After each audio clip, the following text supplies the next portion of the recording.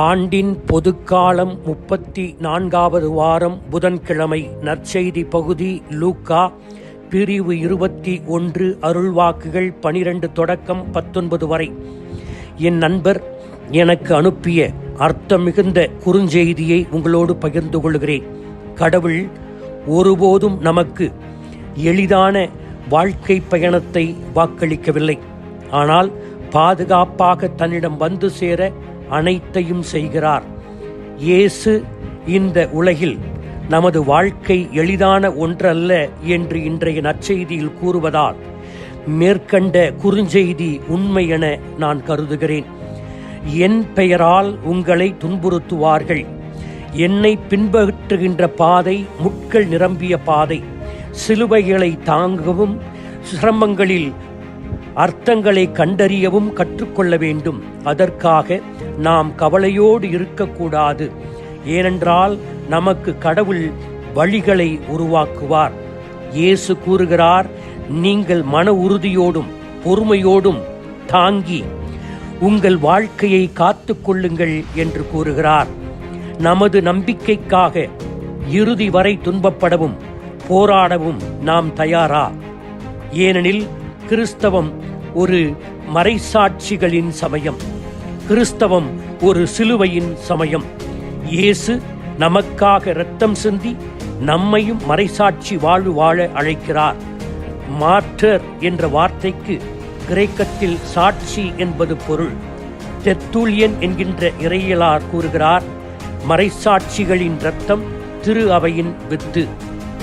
புனித சிப்ரியான் அவர்கள் கூறுகிறார், மறைசாட்சியை பற்றி கூறும்போது கடவுளின் படைவீரர்கள் துன்பத்தின் போது சோதித்தறியப்படுகிறார்கள். விண்ணகம் சாட்சிய வாழ்வு வாழ்பவர்களுக்காக எப்பொழுதும் திறந்து வைக்கப்பட்டிருக்கிறது. இந்த போராட்டத்தில் சமாதானம் என்ற பேச்சுக்கே இடமில்லை. இயேசு எவ்வாறு இந்த போராட்டத்தை முதல் வாழ்ந்து காட்டினாரோ அவ்வாறு நாமும் வாழ்ந்து காட்ட வேண்டும். புனித அகஸ்தினார் கூறுகிறார், மறைசாட்சிகள் கட்டி இழுத்துச் செல்லப்பட்டனர், சிறையில் அடைக்கப்பட்டனர், சவுக்கடிகளை தாங்கிக் கொண்டனர், சித்திரவதை செய்யப்பட்டனர், எரிக்கப்பட்டனர், வெட்டப்பட்டனர், படுகொலை செய்யப்பட்டனர். ஆனால் அவர்கள் எண்ணிக்கையில் இன்றும் அதிகமாக பெருகி வருகிறார்கள். கடவுள் சிலரை இரத்த சாட்சிகளாக மாற அழைக்கலாம். ஆனால் இன்னொரு சாட்சியம் இயற்கையாக மரிக்கப் போகின்ற நம் அனைவருக்கும் இருக்கிறது. இயேசுவை ஒவ்வொரு நாளும் பின்பற்றும் சாட்சிகளுக்கு ஒவ்வொரு நாளும் ஒரு சவால்தான். ஒவ்வொரு நாளும் முரண்பாடுகளை எதிர்கொள்ள வேண்டும். சோதனைகளை, துன்பங்களை எதிர்கொள்ள வேண்டும். இதற்கு மத்தியில் சாட்சிகள் நற்செய்தியின் மகிழ்ச்சியை வாழ்ந்து காட்ட வேண்டும். மற்றவர்களை நற்செய்தியிடம் ஈர்ப்பது எது? நம் சான்று வாழ்க்கையை பார்க்கும்போது நற்செய்தியாலும் கிறிஸ்தவத்தாலும் மற்றவர்கள் ஈர்க்கப்படுகிறார்கள்.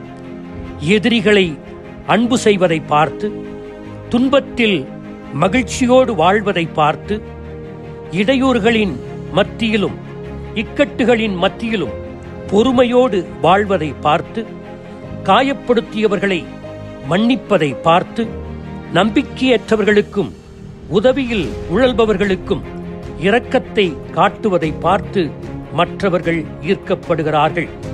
எனவே இயேசுவின் வாழ்வை நாம் வாழ்வோம். ஆமீன்.